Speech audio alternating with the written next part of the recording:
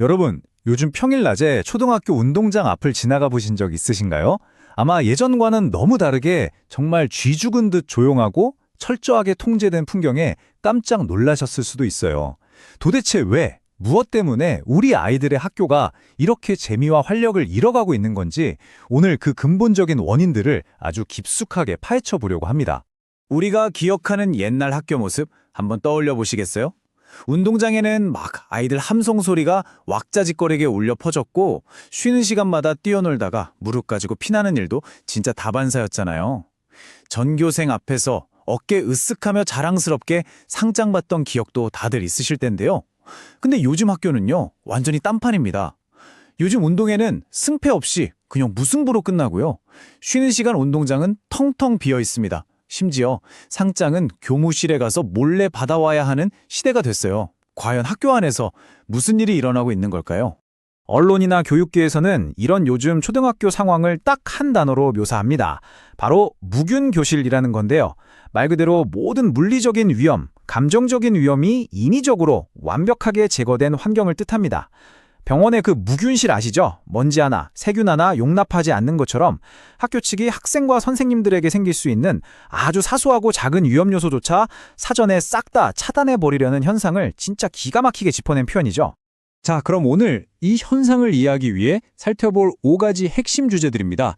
사라져가는 일상부터 감정 보호와 비밀 상장, 소음 민원, 선생님들의 법적 부담, 그리고 마지막으로 교육 정상화 대안까지 차근차근 짚어보겠습니다.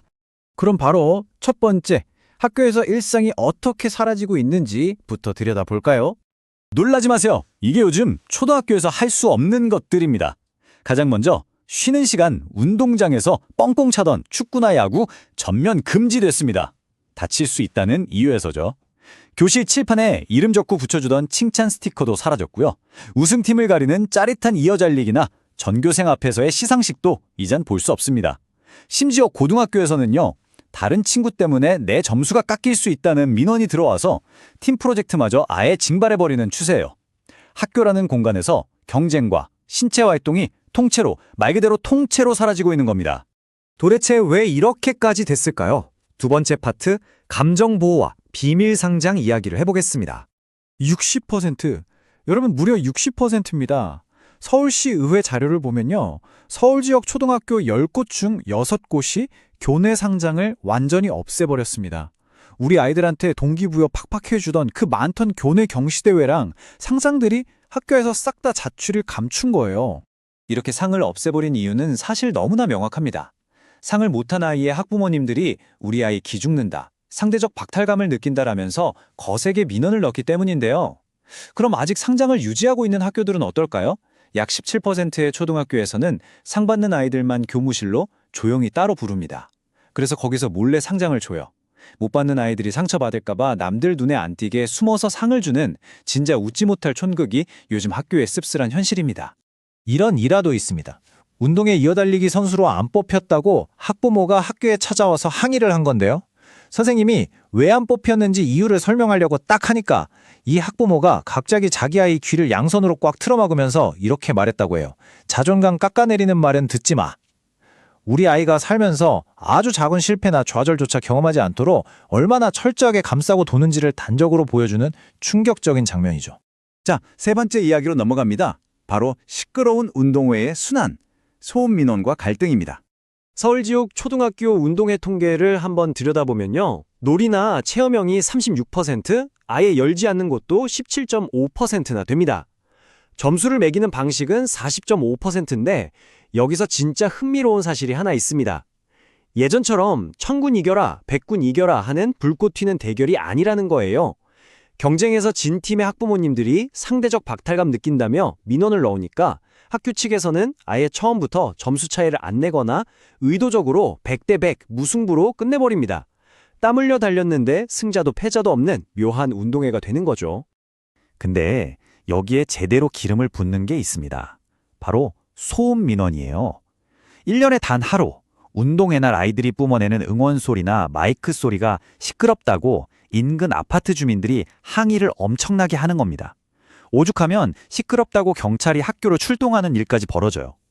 결국 학교는 동네 사람들과의 갈등을 피하려고 볼륨을 확 줄여버리거나 행사 자체를 축소시켜버립니다. 아이들이 맘껏 소리 지르며 뛰어놀아야 할 그 하루마저 어른들 민원 때문에 눈치 보며 쪼그라들고 있는 거죠. 네 번째, 이건 선생님들의 현실적인 생존 문제입니다. 나 홀로 감당해야 하는 안전사고와 법적 부담입니다. 이선 선생님들이 왜 이렇게까지 방어적으로 변했는지 그 끔찍한 과정을 한번 따라가 볼게요. 평범한 학교 활동을 하다가 예상치 못한 아주 가벼운 사고가 나거나 학부모 불만이 생깁니다. 근데 이게 그냥 가벼운 항의로 끝나는 게 아니라 인솔했던 교사를 향한 개인적인 민사소송이나 심지어 아동학대 형사고소로 훅 넘어가 버리는 거예요. 시스템이 선생님을 지켜주지 않으니까 선생님 입장에서는 어떻게 해야 할까요? 맞아요. 이런 끔찍한 사태를 막기 위해서라도 조금이라도 위험해 보이는 활동은 처음부터 아예 안 하는 것. 그게 유일한 생존법이 되어버린 겁니다. 수치로 보면 더 와 닿으실 겁니다.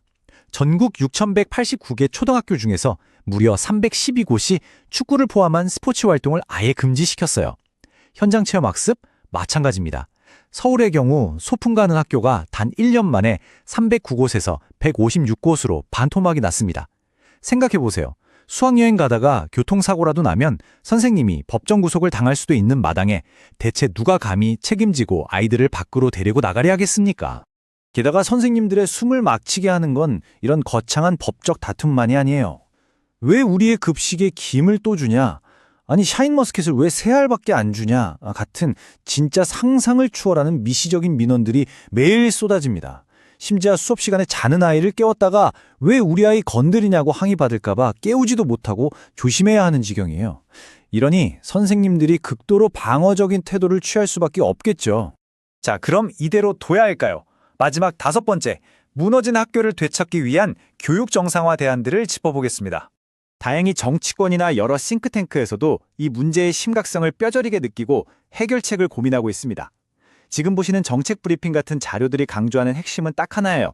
교사 개인에게 단편적인 위로만 건넬 게 아니라 무너져 내린 시스템 자체를 완전히 뜯어고쳐야 한다는 겁니다. 그래서 제시된 구조적인 해결책들이 이렇습니다. 첫째, 선생님 개인이 직접 민원 전화를 받는 대신에 교육지원청이나 전담팀이 모든 민원을 일어나 해서 처리해주자. 둘째, 정당한 교육활동 중에 발생한 소송은 국가가 책임져주자. 셋째, 현장 체험학습 나갔을 때 규정을 잘 지킨 선생님들에게는 면책 권한을 대폭 강화해주자. 그리고 마지막으로 학교 행사 소음에 대한 공공 기준을 딱 마련해서 무분별하게 경찰이 출동하는 일 좀 막자.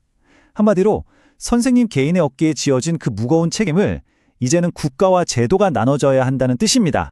자, 모든 사용을 살펴본 지금 우리 스스로에게 이 중요한 질문을 꼭 던져봐야 할 것 같습니다.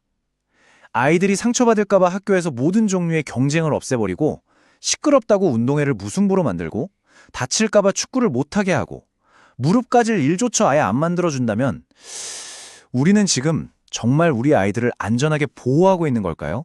아니면 숱한 실패와 갈등이 기다리고 있는 저 냉혹한 현실 세계에 아주 작은 내성조차 없는 아이들을 무방비 상태로 내던질 준비를 하고 있는 걸까요? 오늘 짚어본 이 무균교실 현상이 여러분에게도 깊은 생각할 거리를 남겨주었기를 바랍니다.